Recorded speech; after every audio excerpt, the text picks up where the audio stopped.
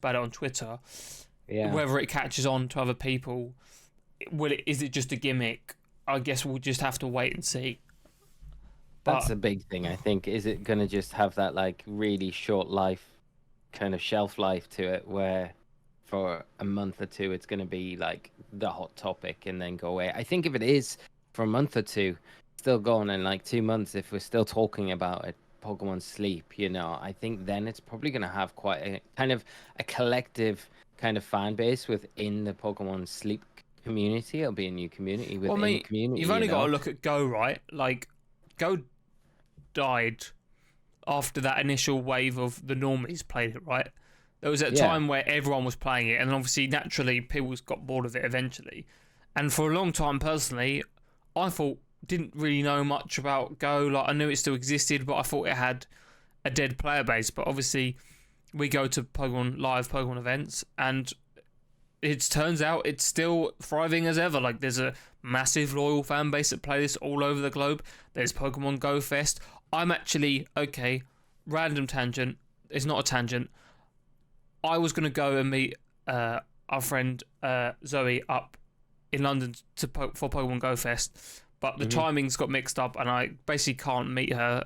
I couldn't get the same ticket she had because there's like in London it's done in a park and you get a morning and an afternoon ticket. There weren't any morning tickets left, which is what she had. But I'm gonna go up there because you don't need a ticket for the city park because people just go into the city to play Go. Basically, I think they just increase the amount of stops and drops and whatever around the city. So I'm gonna meet her up there to play that. But yeah. My point was Go Fest around the world happening in August. You should vote that. I'm just gonna say it now. You should vote that for the channel. That would be really cool. I would enjoy seeing it. Okay. I'll even edit it for you if you need to edit it. Just do it. Okay, I will. Just for the boys. Good. Yeah. But yeah, back to my point.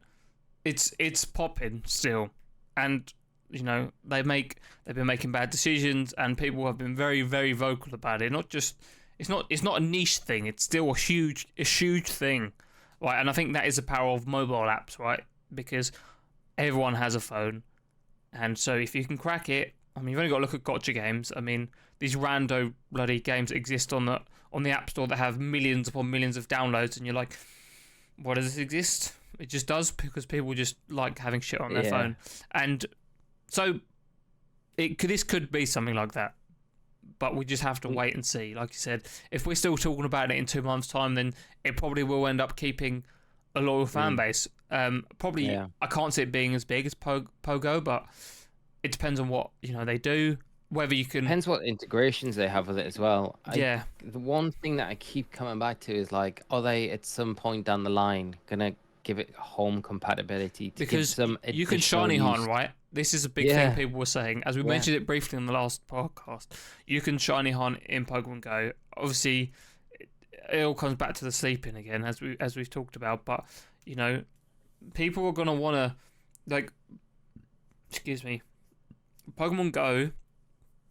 One of the draws to it is that you can catch catch Pokemon in Pokemon Go. You can transfer it to home and then put it in whatever is the current game, right? But Pokemon Sleep, there currently isn't any way to do that. And in my head, it would be stupid of them not to do that because I think it will be a massive selling point for the game.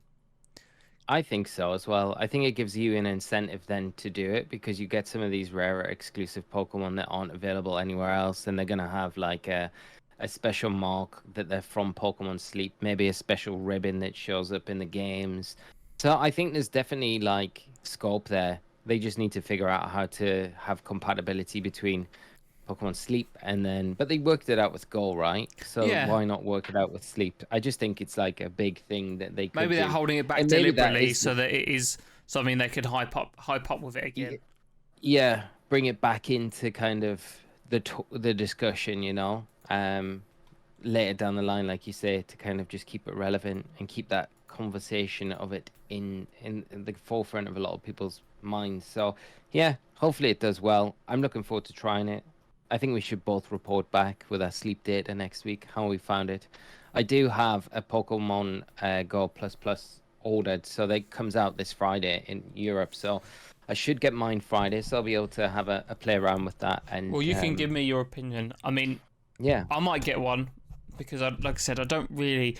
I'll do it for this week because I want to see what the app is actually like. But I don't really want to have my phone on my bed overnight. But nah, I'm exactly the same as that. Whereas I don't know. I've heard the light on the Pokemon Go Plus Plus is pretty bright. It's another you thing could that I whip it wouldn't under a really. pillow, though. You could, yeah. We'll see. We'll just have to wait and see.